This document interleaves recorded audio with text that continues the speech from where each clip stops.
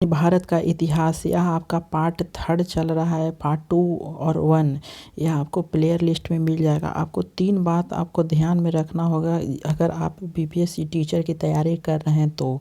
सबसे पहला जो है वह बीपीएससी का जितने भी आपका बीपीएससी का प्रीवियस पेपर है वह आपको पूरा ख़त्म कर लेना है। मीन्स पूरा प्रीवियस ईयर आपको रिवीजन कर डालना है। उसके बाद आपका एनसीईआरटी का बुक 6 से लेकर के आपको 8 तक आपको क्लियर कर लेना है, चाहे वो आपका सोशल साइंस हो या फिर साइंस हो। उसके बाद आपका जो लास्ट है वह आपका है एससीईआरटी बुक, क्योंकि इसी से आपका जितने भी साइंस का क्वेश्चन पूछा गया था वह क्लास 10th का बुक से पूछा गया था।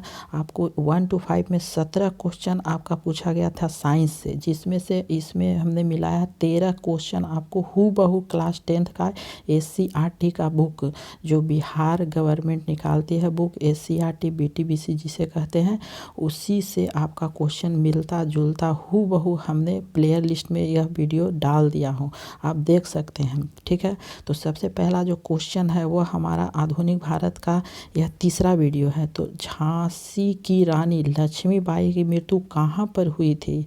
ए ऑप्शन है लखनऊ, बी आपका ऑप्शन है कानपुर, सी ऑप्शन है ग्वालियर, डी ऑप्शन है झांसी, ई ऑप्शन है उपयुक्त में से कोई नहीं, उपयुक्त में से एक से अधिक। तो इसका जो आंसर है वह हमारा सी ऑप्शन सही होता है, ग्वालियर में है।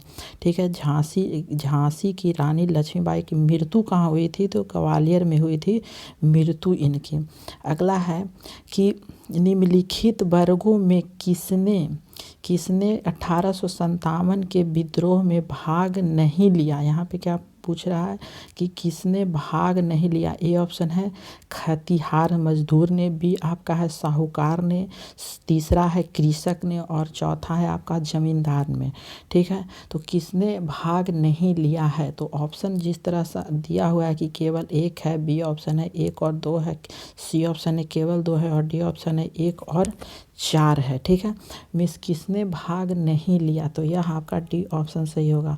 मिस दूसरा साहूकार ने भाग नहीं लिया था और ज़मींदार ने भाग नहीं लिया था। क्यों नहीं लिया था? क्योंकि ब्रिटिश के यही दोनों आपका सलाहकार होते थे, इसी कारण यह नहीं लिया था साहूकार और ज़मींदार। लेकिन 1857 की क्रांति में खेतिहर मजदूर और कृषक यह सभी ने भाग लिया था। अब अगला है कि निम्नलिखित में से कौन सा कथन सही है? ठीक है, कौन सा यहाँ पे कथन है दिया हुआ कि सही कथन आपका है? तो ऑप्शन आपका है कि 1857 में, ए ऑप्शन है कि 1857 में दरभंगा, डुमराव और हटावा के महाराजाओं और उनके साथ जमींदारों ने आदमी तथा पैसे से अंग्रेज़ों की मदद की। ठीक है, तो यह तो बात ऑप्शन सही होगा, क्योंकि मदद ही किया था, ज़मींदार आदमी तथा पैसे से अंग्रेज़ों की मदद की थी। अगला है बी ऑप्शन कि 1857 में दरभंगा, डुमराव और हटावा के महाराजाओं और उनके साथी जमींदारों ने आदमियों से अंग्रेज़ों की मदद की, पैसे से नहीं की। तो यह ऑप्शन गलत है। तीसरा है कि 1857 में दरभंगा, डुमराव और हटावा के महाराजाओं और उनके साथी जमींदारों ने पैसे से अंग्रेज़ों की मदद की, आदमियों से नहीं। तो यह भी ऑप्शन गलत है। मिस ए ऑप्शन आपका सही है। और जो 4 आपका ऑप्शन था कि 1857 में दरभंगा, डुमराव और हटावा के महाराजाओं और उनके साथ जमींदारों ने अंग्रेज़ों का विरोध किया था, तो तीसरा जो डी ऑप्शन है वह भी आपका गलत है। तो आपका ए ऑप्शन सही है, पैसों से मदद की थी।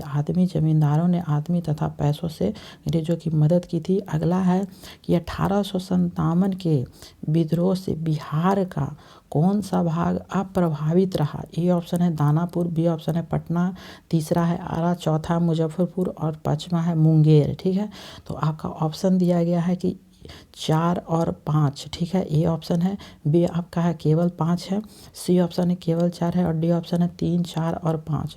तो जो 1857 के विद्रोह में बिहार में कौन सा अप्रभावित रहा था 1800 क्रांति में? तो वह मुंगेर है। आपका 5 ऑप्शन सही है। मिस बी आपका ऑप्शन सही होगा, केवल 5 ऑप्शन सही है। अगला है कि 1857 का विद्रोह लखनऊ में किसके नेतृत्व में आगे बढ़ा। ए ऑप्शन है बेगम ऑफ अवध, बी ऑप्शन है तांत्या टोपे, सी ऑप्शन है रानी लक्ष्मीबाई और डी ऑप्शन है नाना साहब। तो इसका जो आंसर है लखनऊ से नेतृत्व किसने किए थे, तो वह आपका किए हैं बेगम ऑफ अवध। ठीक है, बेगम ऑफ अवध, ये ऑप्शन आपका सही होता है। अगला है कि 1857 का विद्रोह मुख्यतः किस कारण से असफल रहा। ऑप्शन दिया है हिंदू मुस्लिम एकता की कमी, बी ऑप्शन है किसी समान योजना और केंद्रीय संगठन की कमी, सी ऑप्शन है इसके प्रभाव का सीमित क्षेत्र, डी ऑप्शन है जमींदारों की सहभागिता। तो आपका बी ऑप्शन से किसी समान योजना बनाया हुआ नहीं था और केंद्रीय संगठन की कमी के कारण यहाँ पे मुख्यतः जो कारण बना असफल का वह बी ऑप्शन आपका सही है। अगला है कि विचार करना है, विचार कीजिए। कथन आपका दिया है कि 1857 में प्रथम स्वतंत्रता संग्राम ब्रिटिश सरकार से स्वतंत्र प्राप्त करने में असफल रहा। कारण आपका का है कि बहादुर शाह जफर के नेतृत्व को जन सहयोग नहीं मिला था और अधिकांश महत्वपूर्ण रियासतों के शासक उनका साथ देने में कतरा गए थे। कोड दिया हुआ है कि ये दोनों क और का सद है और का सही स्पष्टीकरण कर रहा है। तो आपका यही ऑप्शन सही होगा। ठीक है, ये ऑप्शन सही होगा क्योंकि दोनों क और का सत्य है, दोनों आपका क और का दोनों सत्य भी है और का सही स्पष्टीकरण कर रहा है का। ठीक है, अब अगला है कि महारानी विक्टोरिया ने भारतीय प्रशासन को ब्रिटिश ताज के नियंत्रण में लेने की घोषणा कब की थी। फर्स्ट ऑप्शन है 1 नवंबर 1958, बी ऑप्शन है 31 दिसंबर 1857, सी ऑप्शन है 6 जनवरी 1958 और डी ऑप्शन है 17 नवंबर 1859। ठीक है, तो इसका जो आंसर है वह ए ऑप्शन से है 1 नवंबर 1858 को घोषणा ले ली थी। ठीक है, अगला है कि 1857 के विद्रोह के बाद ब्रिटिश सरकार ने सिपाहियों का इन प्रांतों से चयन किया। ए ऑप्शन है उत्तर प्रदेश एवं बिहार के ब्राह्मण से, बी ऑप्शन है पूर्व में बंगाली एवं उड़िया, सी ऑप्शन है गोरखा सिख एवं पंजाब उत्तर प्रांत से और डी ऑप्शन है मद्रास प्रेसिडेंसी एवं मराठा से। ठीक है, तो इसका जो आंसर है वह हमारा सी ऑप्शन से है गोरखा सिख एवं पंजाब उत्तर प्रांत से। अगला है कि निम्नलिखित में से किसने 1857 के विद्रोह को एक षड्यंत्र की संज्ञा दी। षड्यंत्र की संज्ञा दी। ए ऑप्शन है sir James Tom and W Taylor, C option है सर जॉन के और सी ऑप्शन है sir John Lawrence, D option है टी.आर. होम्स। ठीक है, तो इसका जो आंसर है वह ए ऑप्शन है सर जेम्स आउटम एवं डब्ल्यू टेलर। क्यों दिए थे देखिए, सर जेम्स आउटम और डब्ल्यू टेलर ने 1857 के विद्रोह को हिंदू मुस्लिम षड्यंत्र का परिणाम बताया और आउटरम का विचार था कि यह मुस्लिम षड्यंत्र था जिसमें हिंदू शिकायतों का लाभ उठाया जाए और जॉन लॉरेंस और सीले के अनुसार वह केवल सैनिक विद्रोह था।